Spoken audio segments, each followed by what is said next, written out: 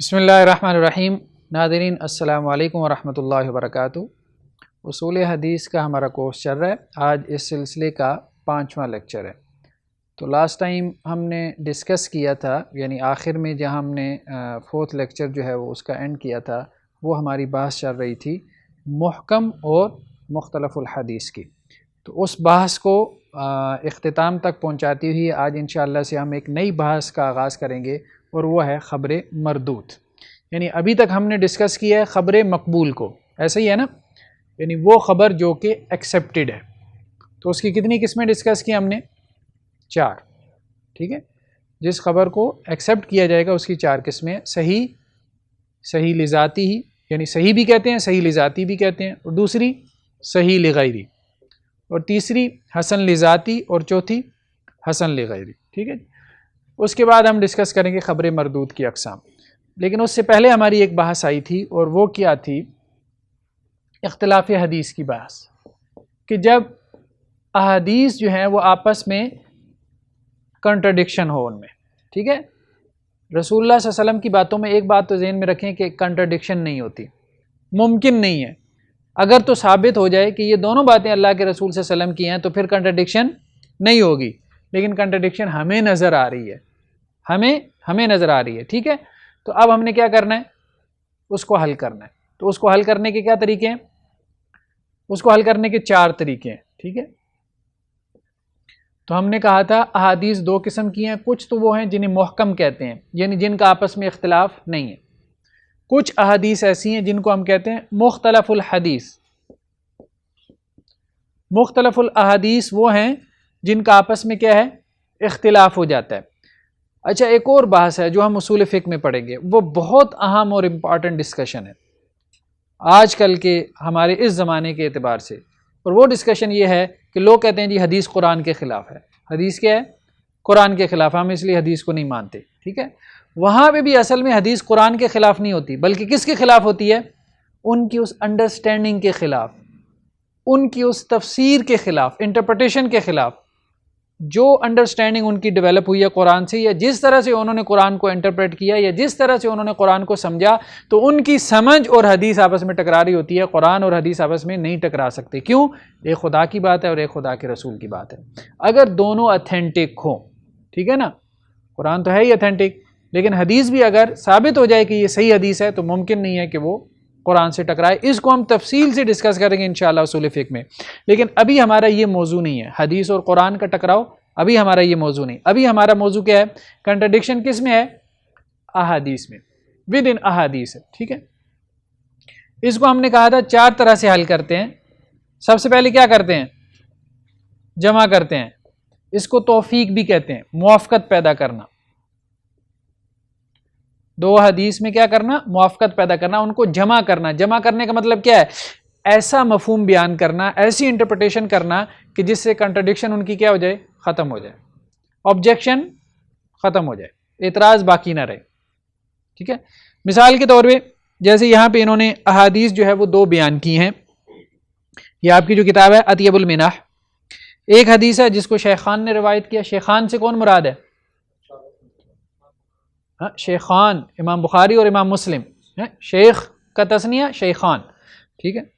شیخان یہ اس طرح سے، ٹھیک ہے۔ شیخون سے شیخان ہے، تو شیخان سے مراد کون ہوتا ہے؟ امام بخاری اور امام مسلم۔ ایک حدیث ہے فر من المجزوم، فر من المجزوم۔ مجزوم کسے کہتے ہیں؟ کوڑی کو، ایک بیماری ہے نا کوڑ پن، ٹھیک ہے۔ تو مجزوم سے بھاگو، کیسے؟ فرارک من الاسد، کیسے بھاگو؟ جیسے شیر سے بھاگتے ہو، ٹھیک ہے، ایسے بھاگو تاکہ تمہیں بھی کوڑ پن نہ لاحق ہو جائے۔ کس کی روایت ہے؟ بخاری مسلم کی، ٹھیک ہے۔ دوسری حدیث ہے جو کہ مسلم کی ہے، لا ادوا ولا تیرا، کوئی بیماری متعدی نہیں ہوتی، لا ادوا، کوئی بیماری متعدی نہیں ہوتی۔ یہ دونوں حدیثیں آپس میں ٹکرا رہی ہیں۔ ایک حدیث یہ کہہ رہی ہے کہ مجزوم سے بھاگو، ٹھیک ہے، جس کو کوڑپن کی بیماری ہو اس سے کیا کرو، بھاگو، اس کے پاس نہیں بیٹھنا. کیسے بھاگنا ہے؟ جیسے شیر کو دیکھ کے بھاگنا ہے. ٹھیک ہے، کیا مقصد ہے اس کا؟ اس کے پاس بیٹھو گے تو لگ جائے گی. ٹھیک ہے. دوسری حدیث کیا کہہ رہی ہے؟ لا ادوا، کوئی بیماری متعدی نہیں ہوتی. متعدی کا مطلب سمجھتے ہیں نا، ایک سے دوسرے کو نہیں لگتی. تو دونوں حدیثوں میں کیا ہے؟ کنٹرڈکشن ہے. بظاہر یعنی نظر آ رہی ہے، اصل میں نہیں ہے، حقیقت میں نہیں ہے. تو جمع کرنے کا مطلب یہ ہے کہ اب آپ ان دونوں کی ایسی انٹرپریٹیشن کریں گے، یہ بھی کلیئر ہو جائے، یہ بھی کلیئر ہو جائے، کنٹرڈکشن باقی نہ رہے. ٹھیک ہے. تو اس حدیث میں جو یہ کہا گیا ہے کہ لا ادوا، کوئی بھی بیماری متعدی نہیں ہوتی، تو اس سے مراد کیا ہے؟ اس سے مراد یہ نہیں ہے کہ ایک بندے سے دوسرے بندے کو بیماری نہیں لگ سکتی. کتنی بیماریاں جو لگ جاتی ہیں، ہمارا مشاہدہ ہے نا، آبزرویشن ہے نا، بہت ساری بیماریاں ایسی ہیں ایک سے دوسرے کو لگ جاتی ہیں، منتقل ہو جاتی ہیں. ٹھیک ہے، کبھی خون کے ذریعے، مطلب وائرل انفیکشن بھی ہوتی ہے اور بلڈ انفیکشن وہ منتقل ہو جاتی ہے. ٹھیک ہے. تو اس حدیث سے مراد یہ ہے کہ اللہ کے حکم کے بغیر متعدی نہیں ہوتی. ٹھیک ہے. بہت دفعہ میں بہت سو کو نہیں لگتی، بہت دفعہ میں بہت سو کو لگ جاتی. متعدی بیماری ضروری نہیں ہے کہ لگ ہی جائے. ضروری نہیں ہوتا کہ وائرس جو ہے وہ منتقل ہو ہی جائے.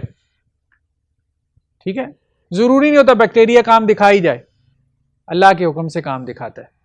تو لا ادوا یہ عقیدے کا مسئلہ ہے.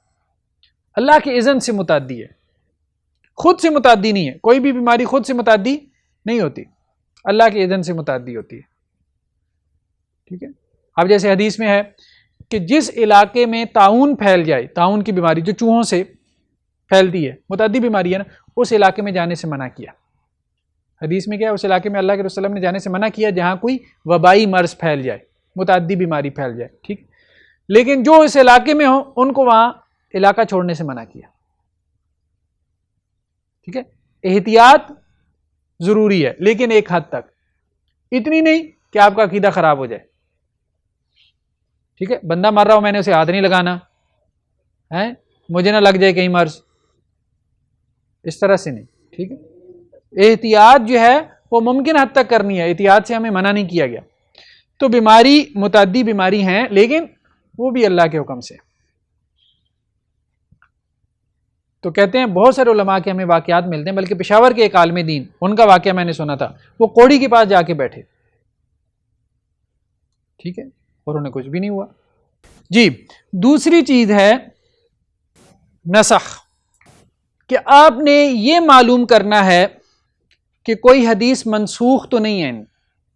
نسخ میں دو چیزیں ہوں گی نا، ایک ناسخ ہوگا اور ایک منسوخ ہوگا. ٹھیک ہے. ناسخ وہ حدیث ہوگی جو بعد میں ہے اور منسوخ وہ ہے جو پہلے ہے. ٹھیک ہے. تو نسخ کو معلوم کرنے کے کئی طریقے ہیں. اس کو معلوم کرنے کے کتنے طریقے ہیں؟ 4.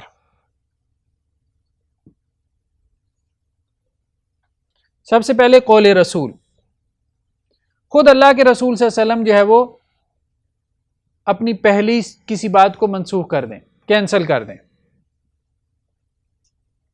ٹھیک ہے، ایبروگیشن کہتے ہیں نا نسخ. دوسرا قول صحابی سے معلوم ہو کہ یہ سنت منسوخ ہو چکی ہے. تیسرا تاریخ سے معلوم ہو. اور چوتھا اجماع، اجماع سے معلوم ہو کہ یہ منسوخ ہو چکی ہے سنت. قول رسول کی مثال انہوں نے کیا دی کہ اللہ کے رسول صلی اللہ علیہ وسلم کی حدیث ہے، ٹھیک ہے، کن تو نہیتکم عن زیارت القبور، میں نے تمہیں منع کیا تھا قبروں کی زیارت سے، اب کیا کروں؟ فزوروا. صحیح مسلم کی روایت ہے.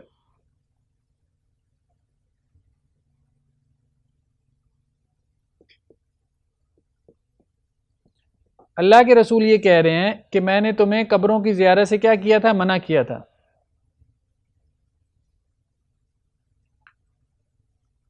اللہ کے رسول نے منع کیا تھا، ایک حکم تھا. ٹھیک ہے. اب دوسرا حکم کیا آ گیا؟ فزوروا. بس تم اب ان کی زیارت کر لیا کرو. شروع میں منع کیا گیا تھا قبروں کی زیارت سے. کیوں منع کیا گیا تھا؟ کیونکہ لوگ بت پرستی کے ابھی حال میں مطلب حال ہی میں بت پرستی چھوڑی تھی، تو اس لیے امکان تھا، پاسبلٹی تھی کہ لوگ قبروں کے ساتھ وہی معاملہ شروع کر دیں جو بتوں کے ساتھ کرتے تھے، جیسا آج ہو رہا ہے. ٹھیک ہے، تو اللہ کے رسول صلی اللہ علیہ وسلم نے شروع میں منع کر دیا تھا قبرستان کو وزٹ کرنے سے، بعد میں اس کی اجازت دے دی. جب لوگوں کے عقائد پختہ ہو گئے، شرک اور توحید میں بالکل فرق واضح معلوم ہونے لگ گیا، لوگوں کا ایمان بن گیا، تو اب اجازت دے دی، جاؤ قبرستان میں زیارت کرو، ان کے لیے دعا کر کے آؤ، دعائے مغفرت، کوئی حرج نہیں. دوسری چیز ہے قول صحابی. اس کی مثال آپ کی کتاب میں کیا دی ہے؟ حضرت جابر رضی اللہ عنہ کا قول ہے، کانا آخر الامرین الرسول اللہ صلی اللہ علیہ وسلم، کانا آخر الامرین الرسول اللہ صلی اللہ علیہ وسلم، آخر الامرین، ٹھیک ہے، ترک الوضو مما مست النار. جس چیز کو آگ نے چھوا ہو، مما مست النار، مس یا مس چھونا، ترک الوضو. اللہ کے رسول صلی اللہ علیہ وسلم کے بارے میں آتا ہے بعض روایات میں کہ آگ پہ پکی ہوئی چیز کھاتے تھے تو وضو کر لیتے تھے، کبھی آتا ہے کہ آگ پہ پکی ہوئی چیز کھاتے تو وضو نہیں کرتے. تو بعض صحابہ نے یہ فتویٰ دیا کہ آگ پہ پکی ہوئی چیز کھانے سے وضو کیا ہے؟ ٹوٹ جاتا ہے. بعض صحابہ نے یہ فتویٰ دیا کہ نہیں ٹوٹتا. دونوں کے پاس اللہ کے رسول صلی اللہ علیہ وسلم کی کیا تھی؟ سنت تھی. حضرت جابر نے کیا کہا؟ کانا آخر الامرین، دو معاملوں میں سے آخری معاملہ، یعنی دونوں کام اللہ کے رسول نے کیے، دونوں سنت ہیں، کبھی وضو کیا اور کبھی نہیں کیا. آگ پہ پکی ہوئی چیز کھا کے کبھی وضو کیا کبھی نہیں کیا. لیکن آخر الامرین، آخری جو معاملہ تھا اللہ کے رسول صلی اللہ علیہ وسلم کا، وہ کیا تھا؟ ترک الوضو، کہ آپ وضو نہیں کرتے تھے. کب؟ مما مست النار، جب اس چیز کو کھاتے جس کو آگ نے چھوا ہو، ٹچ کیا ہو. یعنی آگ پہ پکی ہوئی چیز کھانے کے بعد آپ وضو نہیں کرتے تھے، یہ آپ کا آخری معاملہ تھا. یہ کیسے پتہ چلا؟ قول صحابی سے. کبھی پتہ چلتا ہے قول رسول سے، اور کبھی پتہ چلتا ہے. تو اب اگر ایسی حدیثیں آ جائیں کہ اللہ کے رسول نے وضو کیا ہے تو کیا کہیں گے آپ؟ وہ کیا ہیں حدیثیں؟ بھائی وہ حدیثیں کیا ہیں؟ منسوخ ہے نا، ایبروگیٹڈ ہیں، ایبروگیٹڈ ہیں، کینسلڈ ہے، ان کا حکم باقی نہیں رہ گیا. یہی تو ہم بتا رہے ہیں، حدیثیں ایسی بھی موجود ہیں اللہ کے رسول نے وضو کیا ہے. بعض صحابہ یہ کہیں گے کہ وضو کرنا چاہیے، لیکن آپ کیا کہیں گے؟ کہ ٹکراؤ نہیں ہے، کنٹرڈکشن نہیں ہے. کیوں کنٹرڈکشن نہیں ہے؟ کہ وہ پہلے کے دور کی حدیثیں ہیں، بعد میں یہ حکم منسوخ ہو گیا تھا. تیسری چیز ہے تاریخ، کہ تاریخ سے معلوم ہوتا ہے کہ ایک حدیث ناسخ ہے اور دوسری کیا ہے؟ منسوخ ہے. ٹھیک ہے، تو تاریخ کی مثال کیا ہے؟ افطر الحاجم والمحجوم،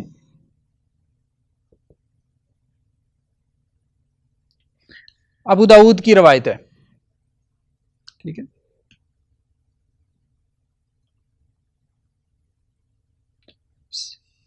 ہجامہ جانتے ہیں نا، ہجامہ کپنگ تھراپی. ٹھیک ہے، قبض کے ذریعے سے خون نکالتے ہیں، فاسد خون نکالتے ہیں، جو کپنگ تھراپی کہتے ہیں اس کو. ہجامہ کرنے والا اور جس کا ہجامہ کیا گیا ہو، دونوں کا روزہ ٹوٹ جاتا ہے.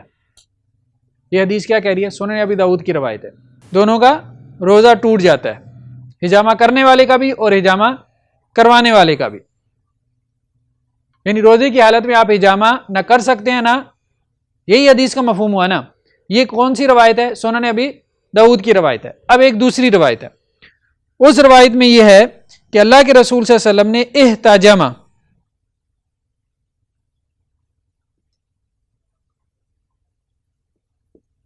اللہ کے رسول صلی اللہ علیہ وسلم نے جو ہے وہ ہجامہ کروایا، وہ ہوا جبکہ اللہ کے رسول حالت احرام میں تھے، محرم صائمون، اور روزے کی حالت میں تھے. یہ مسلم کی روایت ہے. اللہ کے رسول نے ہجامہ کروایا کب؟ حالت احرام میں، روزے کی حالت میں. ٹھیک ہے، یہ واقعہ ہے فتح مکہ کا. یہ واقعہ کب کا ہے؟ فتح مکہ کا. اور یہ واقعہ ہے حجۃ الوداع کا. فتح مکہ کب ہوا؟ 8 ہجری میں. حجۃ الوداع 10 ہجری. تو کون سی منسوخ ہے، کون سی ناسخ ہے؟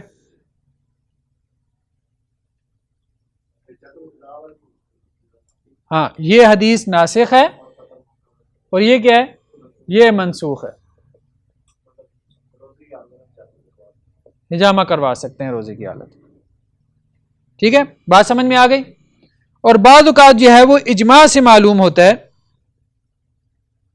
کہ یہ روایت کیا ہے؟ منسوخ ہے. جیسے سنن ترمذی کی روایت ہے کہ جس نے شراب پی تو اس کو کوڑے مارو. یہ بات تو ٹھیک ہے، لیکن آگے چل کے کیا الفاظ آتے ہیں؟ سنن ترمذی کی روایت میں آگے چل کے کیا الفاظ آتے ہیں؟ فَإِنْ عَادَ فِي الرَّابِعَةِ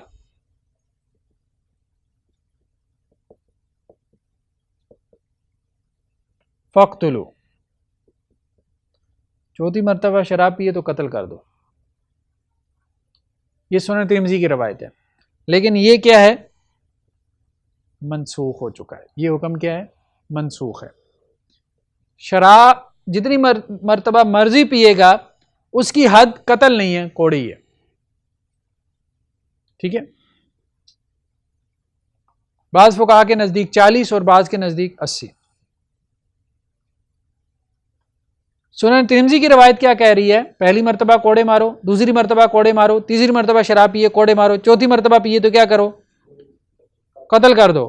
لیکن علماء کا اس بات پہ اجماع ہے کہ یہ حدیث کیا ہے؟ منسوخ ہو چکی ہے. علماء نے منسوخ نہیں کی، علماء نے فقہا نے منسوخ نہیں کی.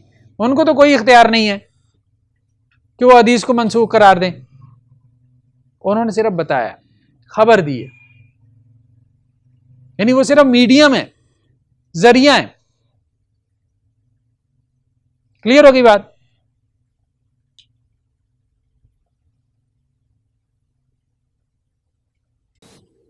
تیسری صورت ہے ترجیح.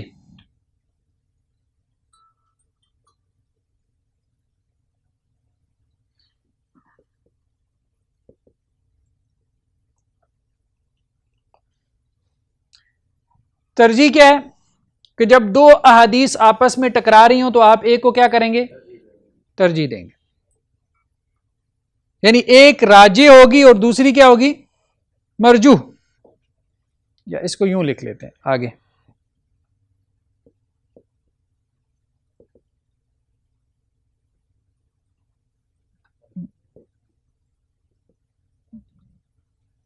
یعنی پریفرڈ، جس کو آپ نے پریفر کیا، اور ایک وہ جس کو آپ نے کہا کہ نہیں ہم اس کو پریفر نہیں کر رہے.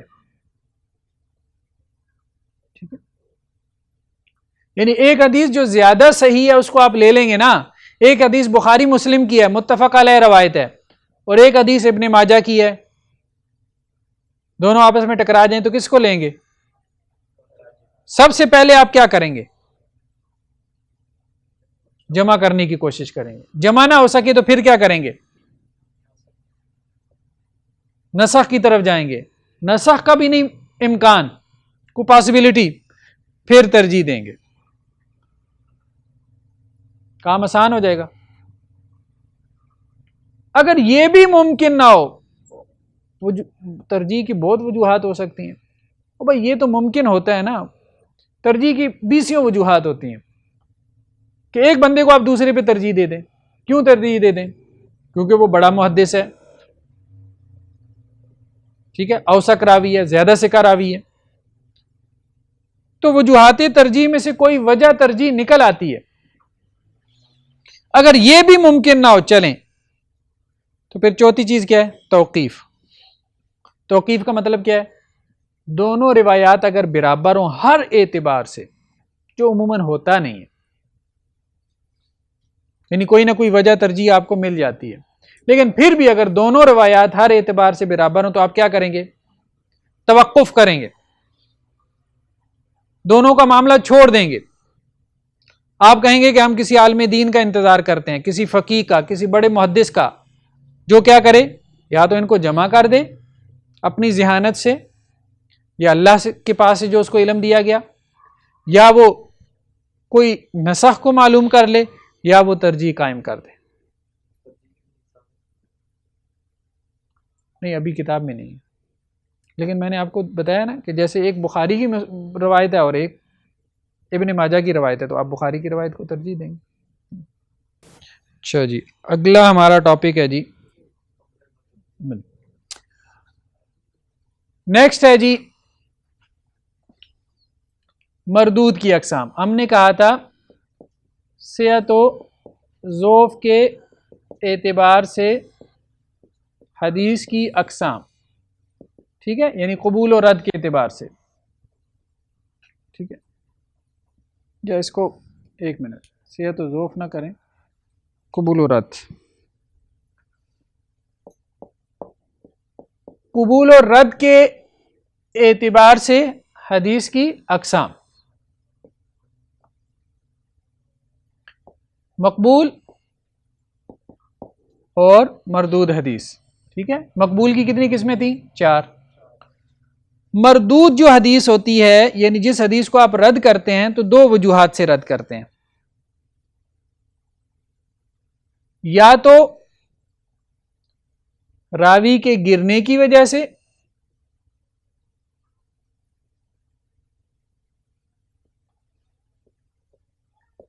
السقوط من الراوی، یا پھر راوی میں تان کی وجہ سے، التان فی الراوی. یعنی رد کرنے کی 2 بڑی وجوہات ہیں، 2 بڑی. راوی گر جائے، ہم نے کہا تھا نا سند متصل ہونی چاہیے، کبھی سند کیا ہوتی ہے؟ متصل نہیں ہوتی. کوئی راوی گر جاتا ہے، اور کبھی راوی نہیں گرا ہوتا لیکن خود راوی ثقہ نہیں ہوتا. ٹھیک ہے، تو السقوط من الراوی، راوی گر جائے.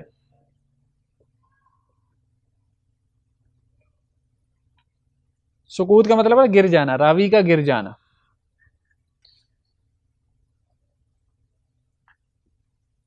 اس کی 6 اقسام ہیں جو آپ کے اس کتابچے میں بیان ہوئی ہیں. بعضوں نے 7 بھی بیان کی ہیں، معنعن کو بھی اس میں لے کے آئے ہیں، لیکن ہم اس کو ڈسکس نہیں کریں گے. معلق روایت، دوسرا مرسل، تیسرا موزل، چوتھا منقطع، پانچواں مدلس، اور چھٹا مرسل خفی.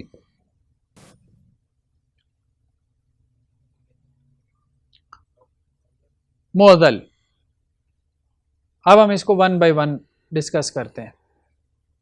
یعنی راوی گر جائے تو راوی کے گرنے کی 6 صورتیں ہو سکتی ہیں. کتنی؟ 6. سند ہے، ایک چین آف نریٹرز ہے، محدث سے لے کے اللہ کے رسول صلی اللہ علیہ وسلم تک. 5 راوی ہیں، 7 ہیں، 10 ہیں، 2 ہیں، 4 ہیں، جتنے بھی ہیں. اس میں کبھی کبھار راوی گر جاتا ہے. راوی جس طرح سے گرتا ہے اس کی کتنی صورتیں ہو سکتی ہیں؟ 6. اس اعتبار سے 6 قسمیں بیان کر دی گئی. یہ کس کی 6 قسمیں ہیں؟ مردود حدیث کی، ریجیکٹڈ، جس کو ہم قبول نہیں کریں گے، جسے آپ کہتے ہیں ضعیف حدیث. ٹھیک ہے، تو معلق اس حدیث کو کہتے ہیں کہ جس کی سند کے شروع سے ایک یا ایک سے زیادہ راوی گرے ہوئے ہوں. مثال کے طور پہ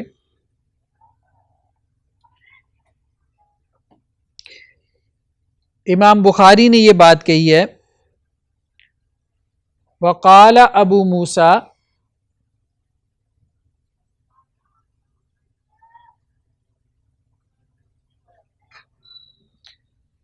غط النبی صلی اللہ علیہ وسلم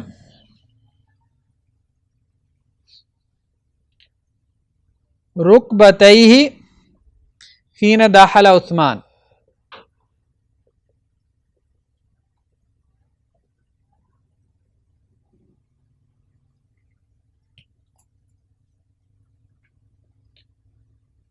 ان کو کہتے ہیں امام بخاری کی معلق روایات. امام بخاری نے صحیح بخاری میں بعض ایسی روایات بیان کی ہیں جن کی سند کیا ہے؟ ذکر نہیں کی، جن کی سند کا ذکر نہیں ہے. امام بخاری نے اب کیا بات کہی ہے کہ ابو موسیٰ اشعری نے کہا ہے. امام بخاری نے اپنے سے لے کے ابو موسیٰ اشعری تک سند بیان نہیں کی، ڈائریکٹ کیا کہا؟ صحابی نے کہا. ابو موسیٰ اشعری کون ہے؟ صحابی ہیں. کہ ابو موسیٰ اشعری کیا کہتے ہیں؟ غطى النبی صلی اللہ علیہ وسلم رکبتہ، کہ اللہ کے نبی صلی اللہ علیہ وسلم نے اپنے دونوں جو گھٹنے تھے وہ آپ صلی اللہ علیہ وسلم نے کیا کیے؟ ڈھانپ لیے. حین دخل عثمان، جب حضرت عثمان داخل ہوئی. اصل اختلافی مسئلہ فقہا میں یہ ہے کہ گھٹنا جو ہے، گھٹنا مرد کا گھٹنا، یہ سطر میں داخل ہے کہ نہیں، سطر میں داخل ہے کہ نہیں، یعنی اس کو لازمی طور پہ چھپانا ضروری ہے کہ نہیں.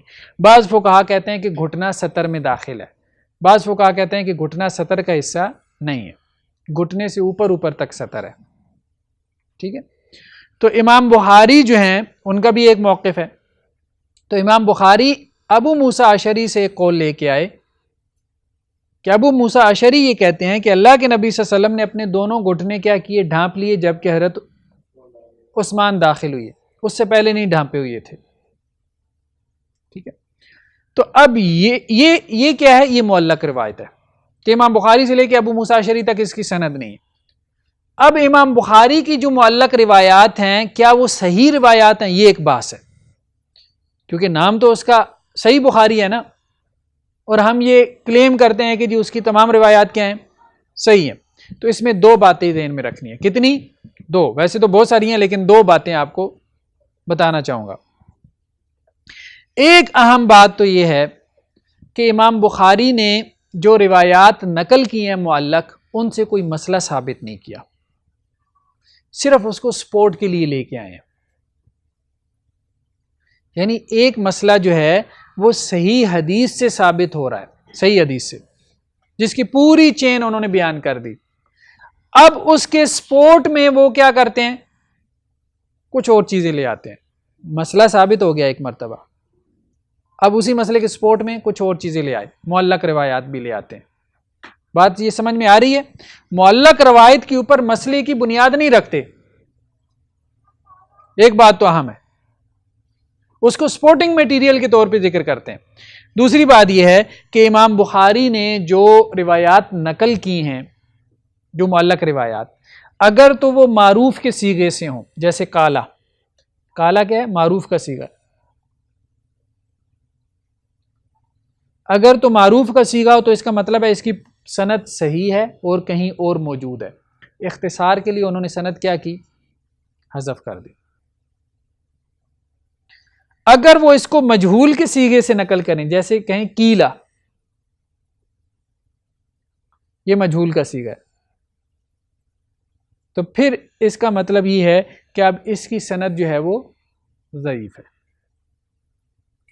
یہ معلق روایت ہے.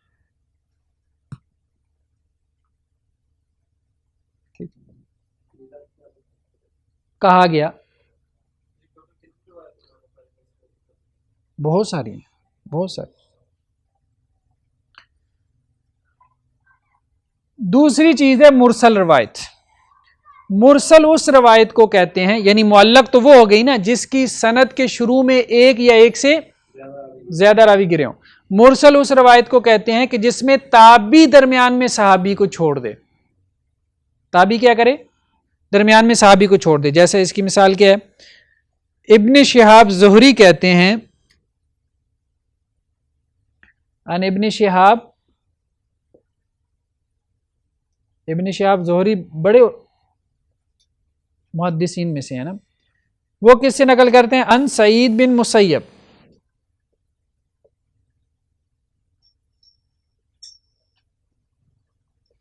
اور وہ یہ کہتے ہیں کہ ان رسول اللہ صلی اللہ علیہ وسلم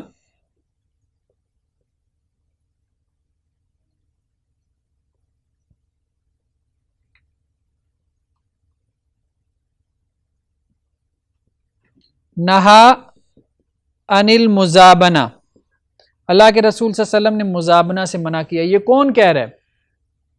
سعید بن مسیب. منع کیا. مزابنہ بزنس کی ایک صورت تھی، ایک قسم تھی، جس میں کیا کرتے تھے وہ خشک کھجوروں کے بدلے جو ہے وہ تر کھجوروں کو بیچتے تھے. اس سے اللہ کے رسول نے منع کر دیا کیونکہ پیمانے میں فرق آ جاتا تھا، اور اس میں حکم یہ تھا کہ کھجور کسی بھی قسم کی ہو برابر برابر بیچو. یعنی ایک بندے کے پاس خشک کھجور ہے نا، اور ایک بندے کے پاس کیا ہے؟ تر کھجور ہے. وہ جیسے ڈوکے کہتے ہیں، وہ کہتا ہے یار تمہاری کھجور جو ہے نا وہ خشک ہے، وہ مجھے 1 کلو دے دو اور میری 2 کلو لے لو کچی کھجور. اس سے اللہ کے رسول نے کیا کیا؟ منع کیا. جیسے کو کہے کہ بھائی 1 کلو میوہ لے لو اور 2 کلو انگور دے دو، تو اللہ کے رسول نے اس سے کیا کیا؟ منع کیا. ٹھیک ہے. یہ کون کہہ رہا ہے؟ سعید بن مسیب. اصل بات یہ ہے، سعید بن مسیب کون ہے؟ تابعی ہیں. درمیان میں صحابی کیا ہیں؟ غائب ہے. سعید بن مسیب ظاہری بات ہے اللہ کے رسول سے تو نہیں نہ سن سکتے، براہ راست نہیں سن سکتے. اس کو کہتے ہیں مرسل، یعنی تابعی درمیان میں صحابی کا واسطہ چھوڑ دے. اب اس کے بارے میں اختلاف ہے کہ یہ ضعیف ہے کہ نہیں، یہ روایت ضعیف ہے کہ نہیں. اس کے بارے میں 3 موقف ہے. محدثین کہتے ہیں کہ ضعیف ہے،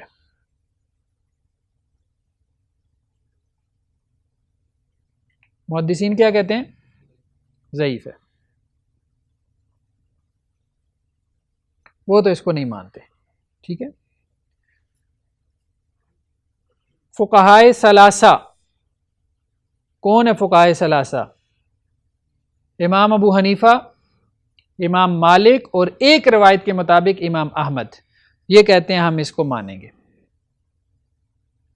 بس صرف یہ معلوم کر لیں کہ جو تابعی ہے نا وہ ثقہ ہے. اگر تابعی ثقہ ہو تو ہم اس کو مانیں گے. اس کی وجہ یہ ہے اس نے اگر کسی کو چھوڑا ہے نا تو اس نے ثقہ کو ہی چھوڑا ہوگا، کیونکہ وہ تابعی ہے.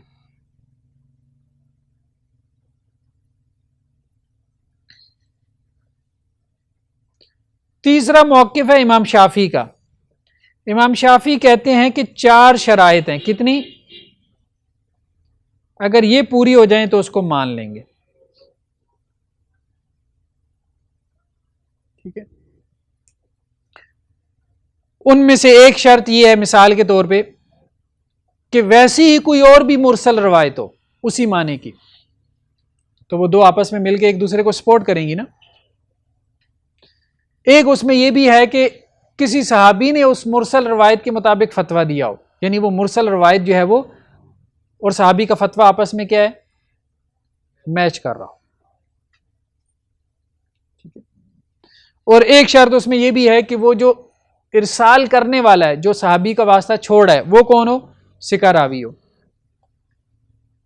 یا یہ بھی کہا کہ وہ کبار تابعین میں سے ہو، بڑے تابعین میں سے، جیسے سعید بن مسیب بڑے تابعین میں سے ہے نا.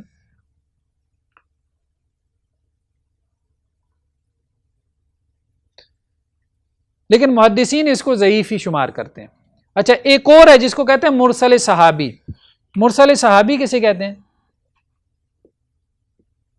ایک صحابی اللہ کے رسول صلی اللہ علیہ وسلم سے روایت بیان کرتا ہے لیکن اس نے اللہ کے رسول سے نہیں سنی. کیوں نہیں سنی؟ اس کی وجہ یہ ہے کہ جس وقت کا واقعہ ہے نا اس وقت اس کی عمر بہت چھوٹی تھی، 6 سال تھی، 7 سال تھی، 8 سال تھی. ممکن نہیں ہے جو وہ واقعہ بیان کر رہا ہے اس نے خود سنا ہو، ممکن نہیں ہے یہ دیکھا ہو. تو اس نے کسی اور صحابی سے سنا ہوگا. اس کو کہتے ہیں مرسل صحابی، کہ صحابی اگر درمیان میں صحابی کا واسطہ گرا دے، ڈائریکٹ اللہ کے رسول صلی اللہ علیہ وسلم سے نقل کر دے، یہ روایت سب کے نزدیک قابل قبول ہے، ایکسیپٹڈ ہے، یعنی مقبول ہے. یہ مردود میں نہیں آتی، صرف صحابی نے صحابی کا واسطہ چھوڑ دیا. تیسری قسم ہے موزل. موزل کہتے ہیں کہ کسی روایت کی سند میں 2 راوی پے در پے گر جائیں. اس کی مثال کیا ہے؟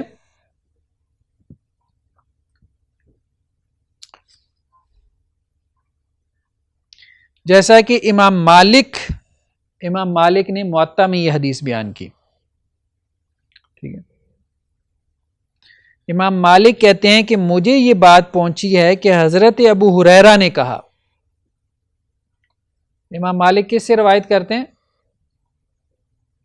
حضرت ابو ہریرہ رضی اللہ عنہ سے،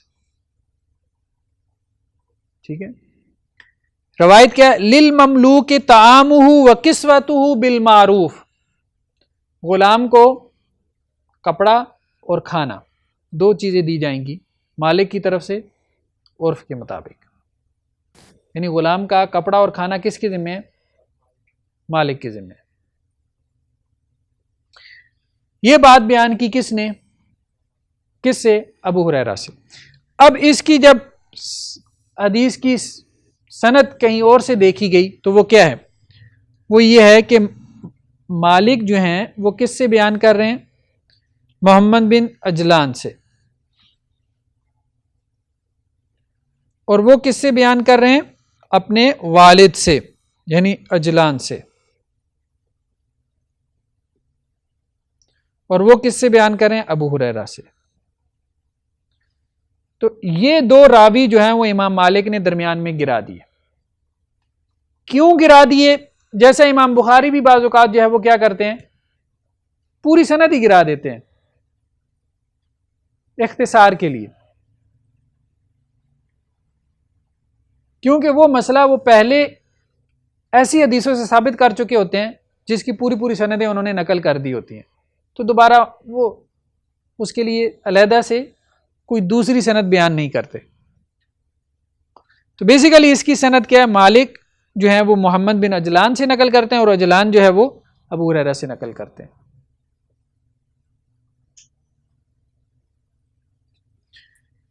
تو موزل ہم نے کیا کہا؟ جس کی سند میں کتنے راوی گرے ہوں؟ دو. منقطع، لیکن یہ لگاتار گرے ہوں دو، پے در پے، کنٹینیوسلی لگاتار دونوں گرے، پھر وہ منقطع ہے. منقطع اس کو کہتے ہیں کہ جس میں ایک یا ایک سے زیادہ راوی گر جائیں، شروع میں، درمیان میں، آخر میں، کہیں سے بھی. ٹھیک ہے جی. اس کی مثال کیا ہے؟ عبد الرزاق جو ہیں وہ سفیان ثوری سے بیان کرتے ہیں، اور سفیان ثوری جو ہے وہ بیان کرتے ہیں ابو اسحاق سے، اور ابو اسحاق جو ہے وہ بیان کرتے ہیں زید سے، اور وہ بیان کرتے ہیں حضرت حذیفہ سے.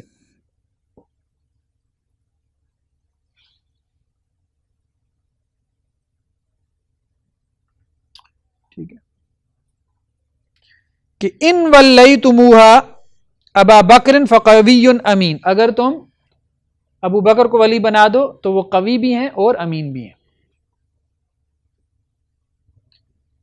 تو بیسیکلی اس یہاں پہ انقطاع ہے اس سند میں. عبد الرزاق نے سفیان ثوری سے، اور سفیان ثوری نے بیسیکلی سنا ہے شریک سے. ٹھیک ہے. تو سفیان ثوری نے جو ہے وہ شریک سے سنا ہے، اور انہوں نے سنا ہے ابو اسحاق سے. تو یہ سند درمیان میں کیا ہے؟ منقطع ہے، ایک راوی اس میں گرا ہوا ہے.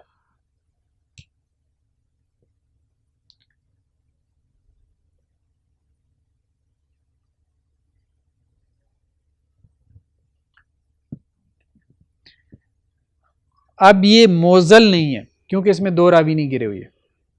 ٹھیک ہے. مرسل بھی نہیں ہے کیونکہ صحابی موجود ہے، صحابی گرے تو مرسل ہوتا ہے. معلق بھی نہیں ہے. معلق کسے کہتے ہیں؟ سند کے شروع میں ایک یا ایک سے زیادہ راوی گر جائے، یہ درمیانے سند سے انقطاع. تو یہ چوتھی صورت ہو گئی منقطع کی. ٹھیک. تو دو صورتیں ہماری رہ گئیں، ایک مدلس اور ایک مرسل خفی. تو یہ ہم انشاءاللہ سے پھر نیکسٹ لیکچر میں ڈسکس کریں. چلیں جی. سبحانک اللہم و بحمدک نشہد ان لا الہ الا انت نستغفرک و نتوب الیک. زندگی شعور سے. الحکمہ انٹرنیشنل. آپ کا تعاون درکار ہے. آپ ہماری معاونت کے ذریعے اس مقدس مشن میں ہمارے رفیق بن جائیے. For donation account number 059292931002741. Branch code 0727. Account title Hafiz Shafiq Rahman MCB.